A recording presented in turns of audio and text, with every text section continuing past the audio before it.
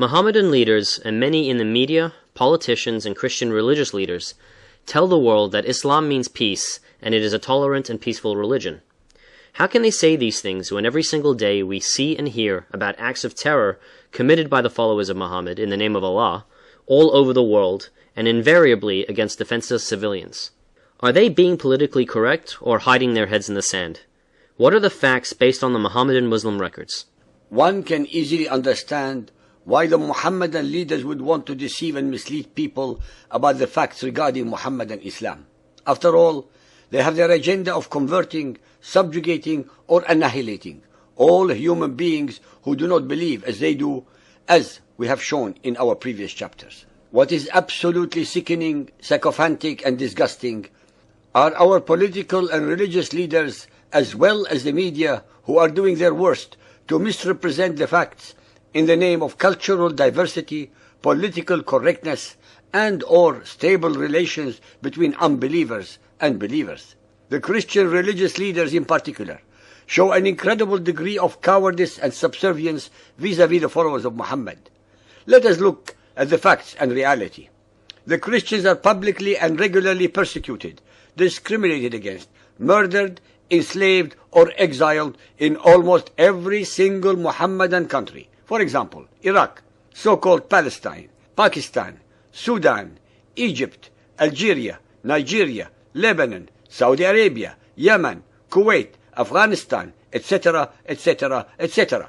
And yet, rarely do the Christian leaders, the media, or our politicians mention these acts, and when they do, it is in whispers or in small print. Contrary to the image painted by his followers as a man of peace, kindness, and compassion, the hadith records, as corroborated by the relevant verses in the Quran, show Muhammad as a man full of hate, spite, and vengeance, a political theocratic person with an incredible degree of intolerance when contradicted or satirized, and with utter contempt for the lives of those he perceived as his enemies. Muhammad repeatedly ordered his followers to commit acts of treason, deception, and murder, while he himself refrained from doing his own dirty work.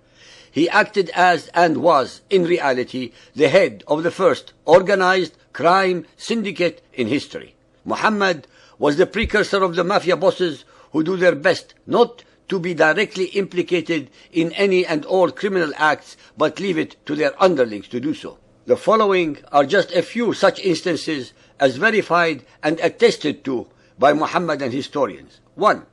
Muhammad ordered the murder of any and all of his political, theological, and satirical opponents, male or female, young or old, free or slave, without mercy or compassion, and they were invariably tricked to their deaths and murdered when unarmed, such as the cases of Abu Afaq, 120 years old, who criticized Muhammad in verse for the murder of Al-Harith bin Samit. Muhammad demanded his murder.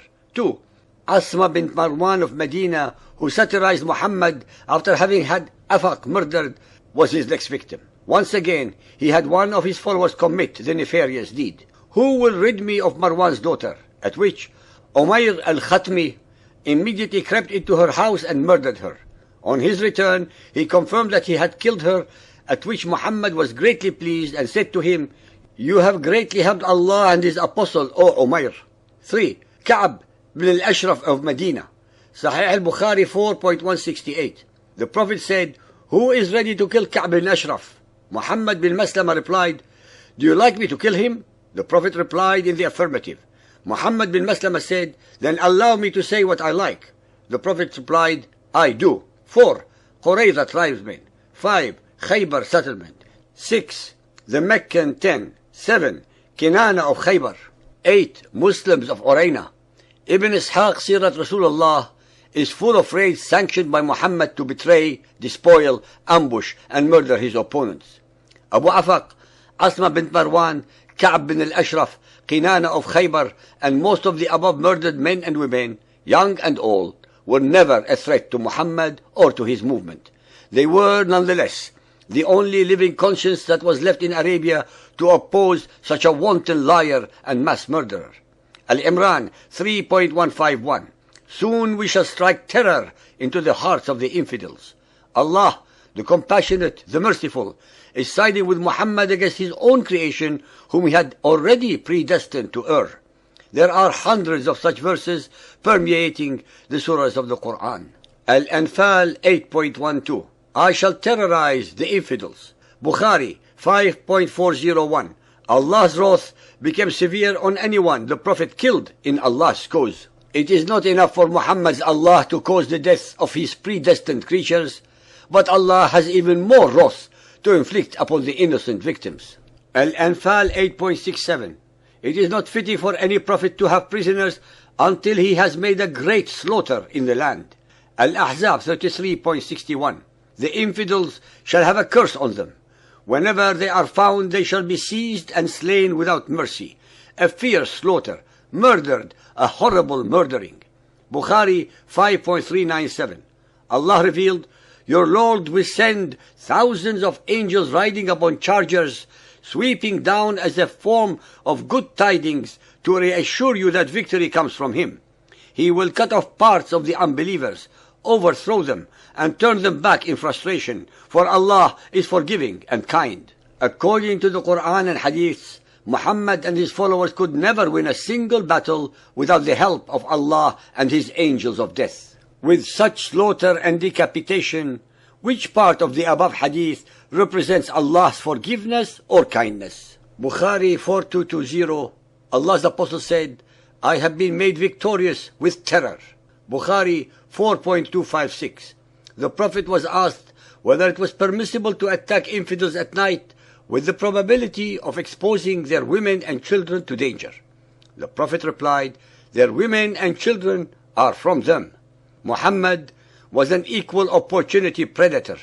He could not show any mercy or compassion to any and all who did not believe as he did.